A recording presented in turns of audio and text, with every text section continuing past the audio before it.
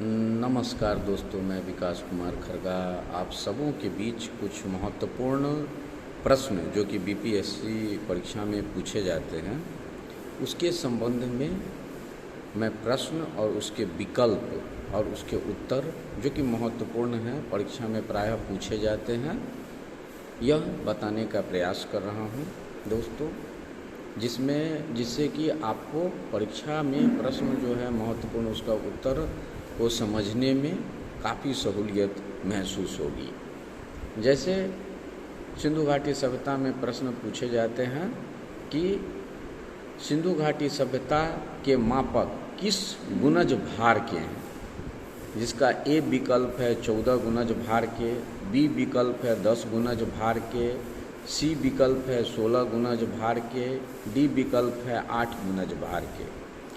तो इस चारों में जो महत्वपूर्ण उत्तर है वह 16 गुणज भार सी है। चूँकि मोहनजोदड़ो, हड़प्पा, लोथल, कालीबंगा आदि से उपलब्ध बाटों के तौल का अनुपात 1, 2, 4, 8, 16, 32, 64 आदि था, तो इस तरह तौल की इकाई सिंधु घाटी सभ्यता में 16 के अनुपात में थी। उसी तरह दूसरा प्रश्न है कि सैंधव घाटी सभ्यता के पतन के कारणों में सबसे महत्वपूर्ण कारण कौन था।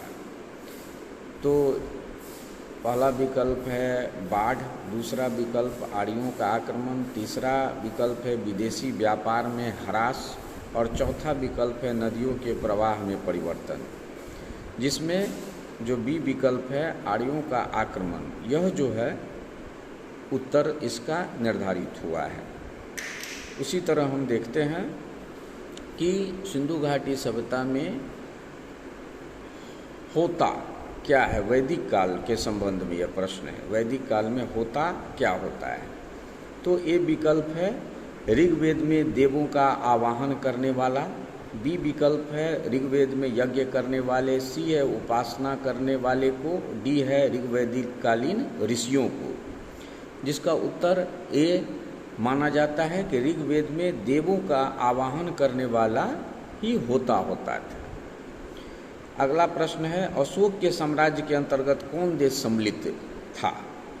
ए विकल्प है केरल, बी विकल्प है सत्यपुत्र, सी विकल्प है आंध्र प्रदेश और डी विकल्प है कर्नाटक। तो इसका उत्तर डी है। चूँकि द्वितीय शिलालेख में अशोक अपनी दक्षिणी सीमा पर स्थित चोल, पांड्य, सत्यपुत्र, केरल पुत्र तथा ताम्रपर्णी का उल्लेख करता है। ये उसके साम्राज्य से बाहर थे, तो इस प्रकार उसकी दक्षिणी सीमा कर्नाटक मानी जाती है। उसके बाद है अगला प्रश्न कि अशोक के किस लेख में बौद्ध पुस्तकों का उल्लेख है। कलिंग लेख में, भाब्रू लेख में, धौली अभिलेख में या जौगढ़ अभिलेख में।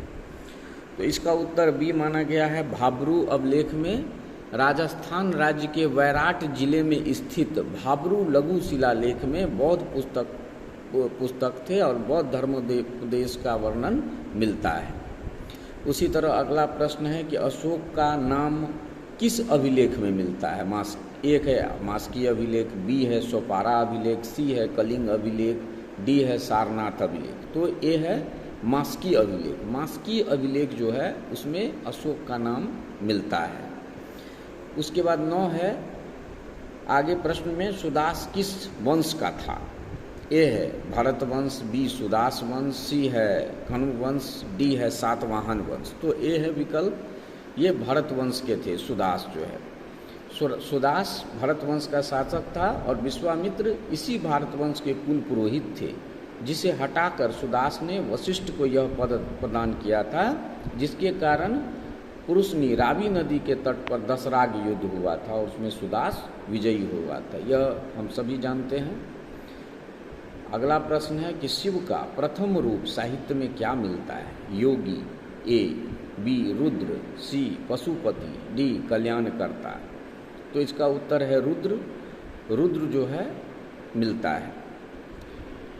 इसके बाद हम देखते हैं कि भक्ति का उल्लेख कहाँ मिलता है। ए महाभारत में, बी रामायण में, सी भगवत गीता में और डी जातक में। तो हम देखते हैं कि सी भक्ति का उल्लेख हमें भगवत गीता में मिलता है। श्री भगवत गीता में मोक्ष प्राप्ति के साधन के रूप में भक्ति का उल्लेख का वर्णन किया गया है। अगला प्रश्न है कि बुद्ध की शिक्षाएं मिलती है किस चीज़ में? ए त्रिपिटक में, बी दिव्यादान में, सी महावदान में, डी अशोक के अभिलेखों में। तो हम देखते हैं कि ए इसका उत्तर है कि त्रिपिटक में जो है बुद्ध की शिक्षाएं मिलती है। और बुद्ध के हम सब जानते हैं कि त्रिपिटक 3 हैं, जिसमें सुत्त पिटक, विनय पिटक और अभिधम्म पिटक। इसमें प्रथम 2 की रचना प्रथम बौद्ध संगीति में हुई थी और अभिधम्म पिटक की रचना तृतीय बौद्ध संगीति में हुई थी, जो कि अशोक के शासनकाल में किया गया था। उसके बाद हम देखते हैं मध्यकालीन भारत का एक प्रश्न है कि विजयनगर प्रांत का अधिपति कौन था? ए नायक, बी सेनापति, सी राजा या डी मंत्री। तो ए है इसका उत्तर कि विजयनगर कालीन प्रांतीय शासन व्यवस्था मुख्यतः नायकार व्यवस्था पर आधारित थे, जिसमें योग्य सेना नायकों को अमरम भूमि प्रदान कर गवर्नर बना दिया गया था और इसे अमर नायक भी कहा जाता था।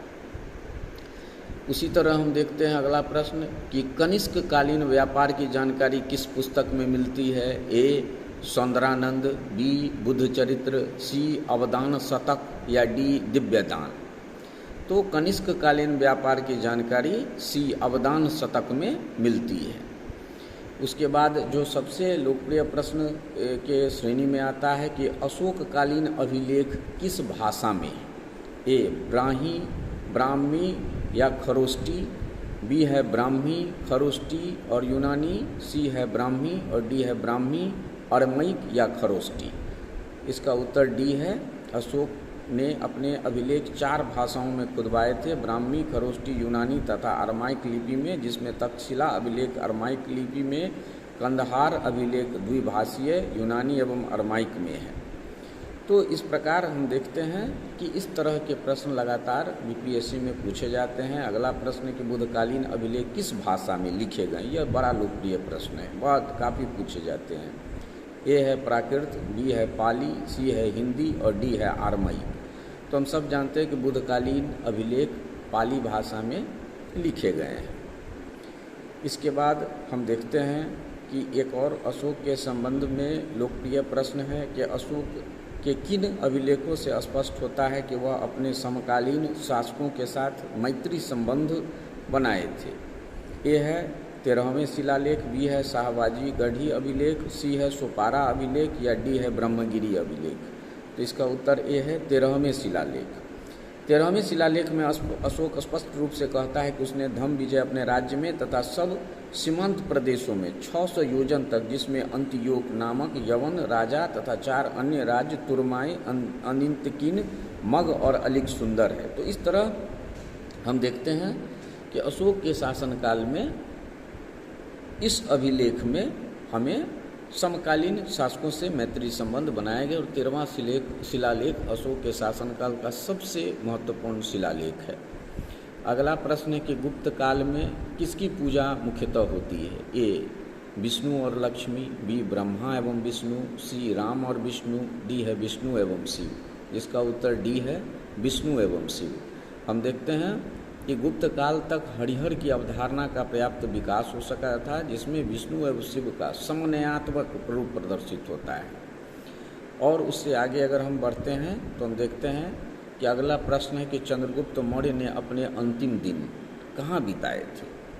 उत्तर ए गिरिनार, बी पाटलिपुत्र, सी तक्षशिला और डी श्रवण बेलगोला।